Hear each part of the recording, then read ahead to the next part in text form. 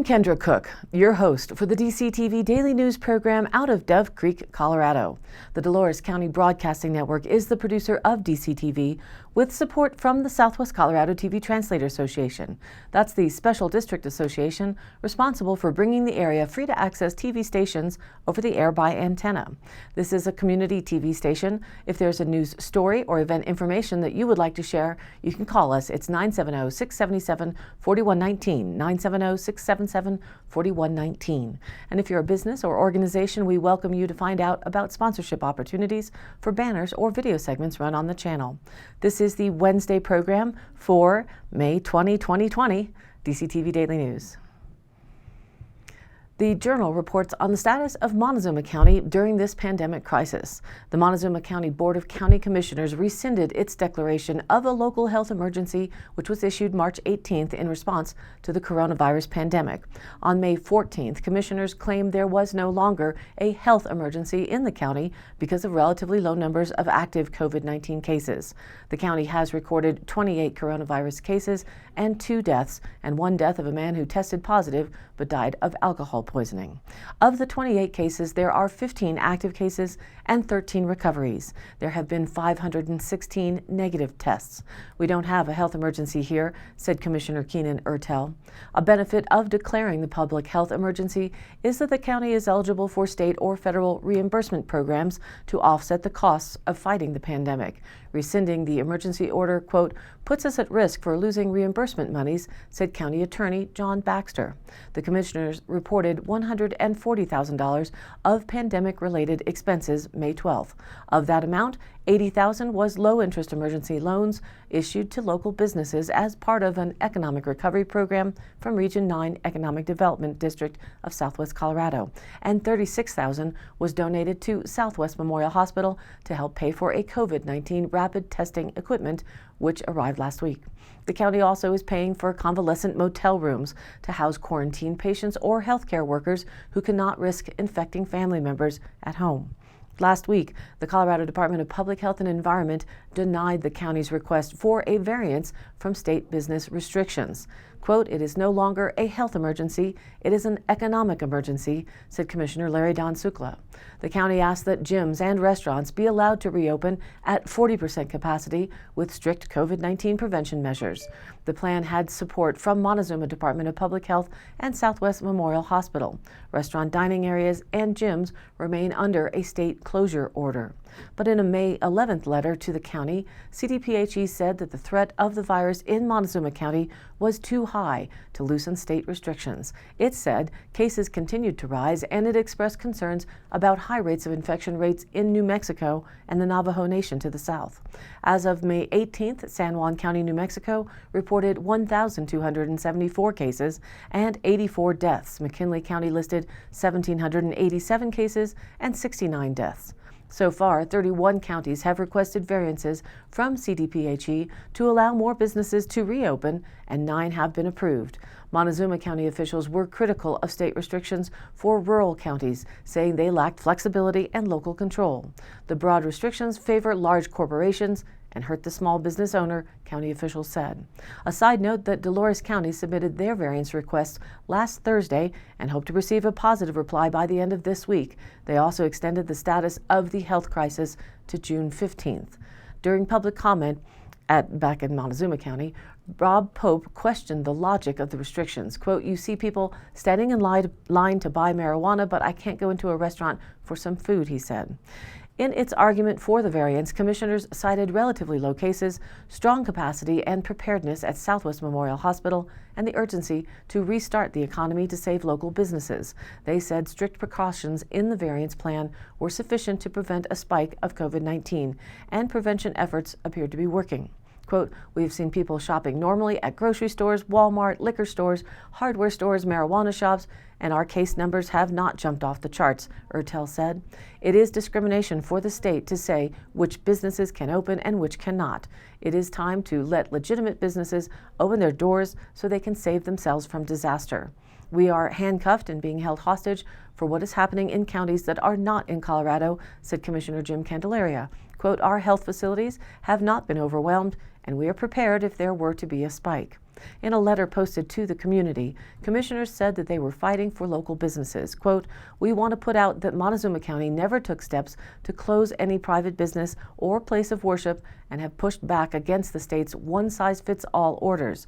The letter has a veiled message of civil disobedience, stating that the commissioners, quote, "have no authority over your private business," and asking business owners to, quote, "display common sense and make decisions that are in the best interest of your business and your customers." Quote, "Montezuma County is known for the fierce independence and patriotism of its citizens.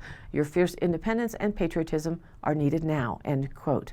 There is an implication that the Board of County Commissioners will not enforce state restrictions, but Attorney Baxter reminded the public that there are other law enforcement agencies at play.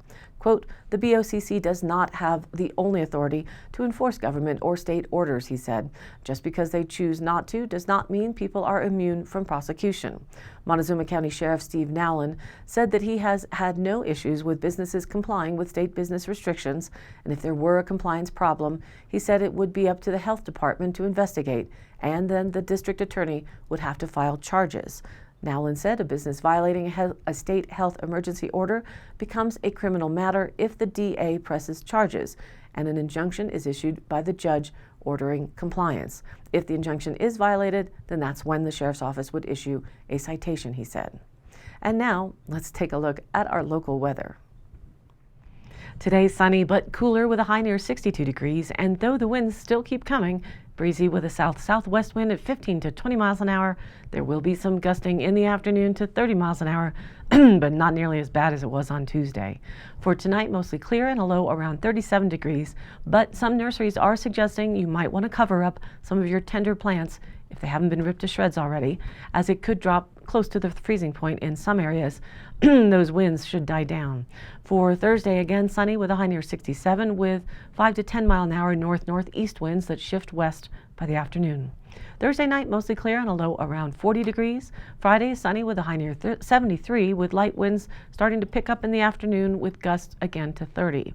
Friday night, partly cloudy and a low around 44. Then Saturday, partly sunny with a high near 70 degrees with Saturday night mostly cloudy and a low around 42. Into Sunday, partly sunny with a high near 69 degrees, and Sunday night mostly clear with a low around 42.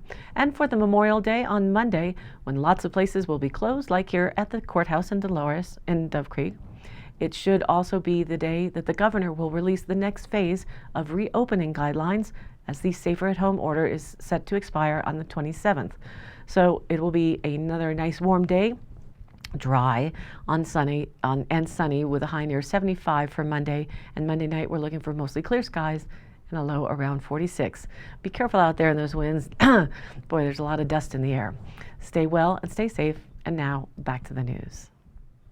The Durango Herald reported that masks are to be worn in public spaces in Durango. Photo Jerry McBride.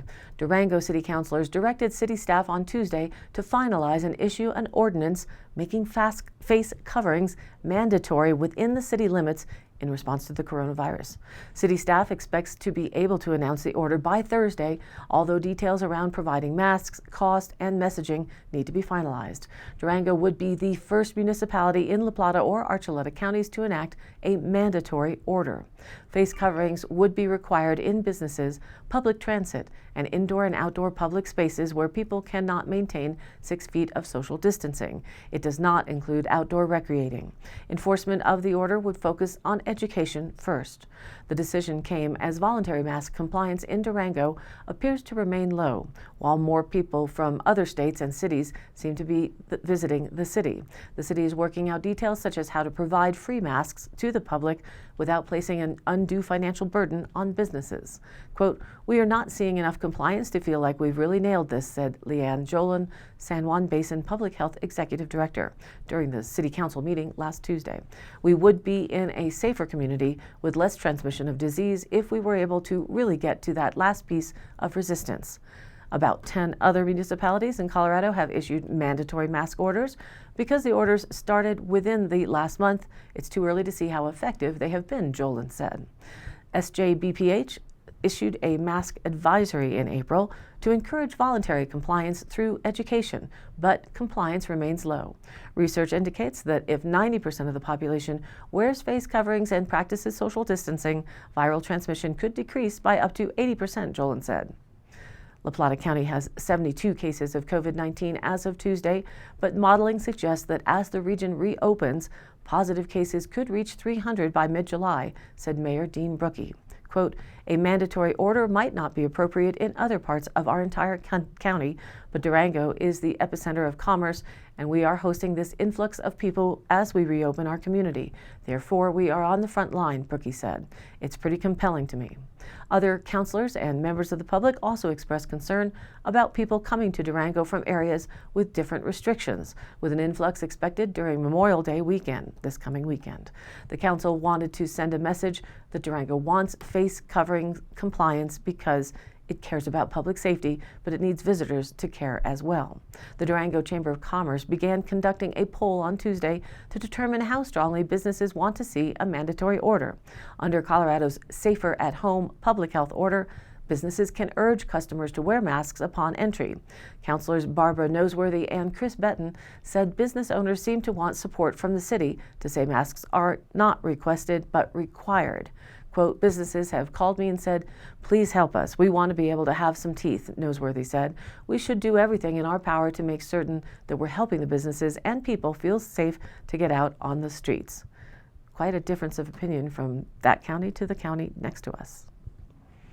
And Colorado's unemployment system is slammed with coronavirus claims inadvertently exposed people's private data. That's the headline from the Colorado Sun article. And the takeaway is the unauthorized access is blamed on a vendor's technical issue and was identified and blocked within an hour after it was noticed on Saturday. That according to the Colorado Department of Labor and Employment. Colorado's computerized unemployment system inadvertently exposed private data of an unknown number of people who had recently filed for unemployment. The unauthorized access was blamed on a programming error made by the technology vendor. The issue was identified and blocked by the vendor within an hour of when it was noticed on Saturday. State officials said there is no evidence that the data compromise was widespread or related to a malicious hacking attempt, but just in case, the state is offering 12 months of credit monitoring to the 72,000 people on pandemic unemployment assistance. The federal unemployment benefit offered for the first time to gig workers, independent contractors, and the self-employed. Users were notified on Monday. People on state-funded unemployment were not affected. According to Cher Havind, the Deputy Executive Director of the Colorado Department of Labor and Employment, this, quote, wasn't intentional or fraudulent, nor was it a result of hacking. She said that it was a technical error by the system's vendor, Deloitte, which provides similar technology to other states, mistakenly gave users privileged functions beyond the role of a regular claimant. It allowed users to search and potentially see another claimant's, quote, correspondence, which could include a name and social security number.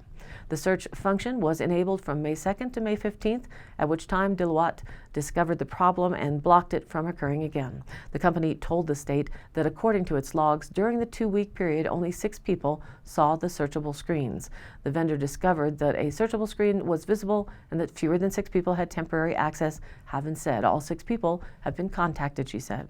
There is no evidence that those users searched other accounts, according to the vendor's logs. So far, we have no evidence of any malicious activity, Havind said. The state's unemployment system was revamped to handle the new pandemic claims, which include an additional $600 per week for regular workers on unemployment, plus the new group of gig workers.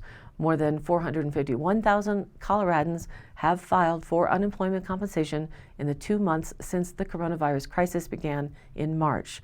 The labor agency has warned users to be wary of potential schemes by unauthorized users trying to access someone's unemployment benefits. There are groups online offering to help people file for unemployment for a small fee. Others ask for personal information. Quote, we will never call a claimant and ask them to verify personal identifying information, including checking account routing numbers, and debit card verification numbers. Haven said during a call with reporters last week. Second, you do not have to pay a fee to file for unemployment. Other states' systems have been targeted by an international ring of impersonators that steal unemployment benefits.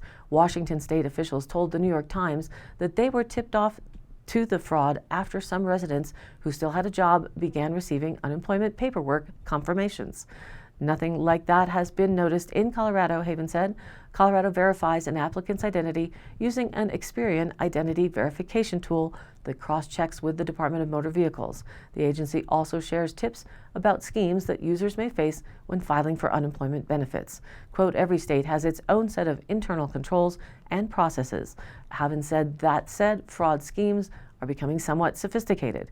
We have not yet seen any indication that any kind of those schemes have hit Colorado, but we're so working to augment our existing fraud controls and claimant outreach on fraud prevention. And today's High Canyon Country happenings. The local Dove Creek Care and Share food pantry has adapted to the changing needs for food distribution during this COVID-19 pandemic and subsequent restrictions. Instead of offering a once monthly distribution, they are now able to offer daily access, currently from 12 to 2 p.m. Monday through Friday. Simply knock on the VFW basement door and someone will help you by bringing the food box to your vehicle. You'll need to supply your name, phone, address, and how many people this will service, but that's all for accepting an Angel Box. There are additional requirements to qualify to receive TFAB and any other federal program foods. It is offered to Dolores County residents and services those in Egner in San Miguel County area, as well as deliveries to Rico. They have a good amount of produce this week, like bananas and melons and beets, so be sure to pick some of those up so they won't spoil before they get out to our residents. Thank you to all involved in keeping our community well fed and healthy. If you have any questions, you can call them at 970-769-0005 or 769-0006, and they can also arrange for delivery for those who are staying at home. And in more food news, the Rock Building is the location on Friday, May 22nd at 3 p.m. for the CUP, that's Community United Program, drive-through food box for Dolores County residents only with proof of residency. Again, please remain in your vehicle and the volunteers will assist you in delivering a box to your vehicle. This week there will also be seeds and plants distributed, so if the wind would just quit blowing, maybe we can all grow some food for our families this summer, as simple as a single pot or a full garden. And also a reminder, there is a Zoom meeting for Rico Town residents tonight at 7 p.m. That's tonight, May 20th, and you can get the contact access from the town board offices. And then on Thursday, May 21st at 6:30 p.m., it's our Dove Creek local town board meeting. Again, now being able to be accessed through Zoom. If you're interested, contact their office. And I posted up all of these High Canyon Country happenings on our Facebook page, which is DCTV Daily News.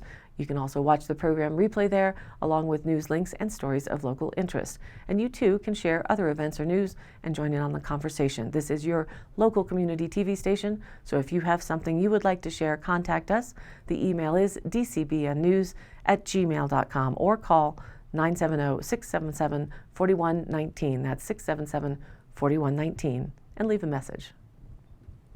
Thanks for tuning in to the DCTV Daily News. Programs are broadcast Monday through Friday as available, with replays online on our YouTube channel or DCTV Daily News page on Facebook. And if you like the program, please do like and follow us on Facebook and share it with your friends and family. This has been a production of DCTV for the DCTV Daily News program out of Dove Creek, Colorado, USA. I'm Kendra Cook. Again, thank you for watching.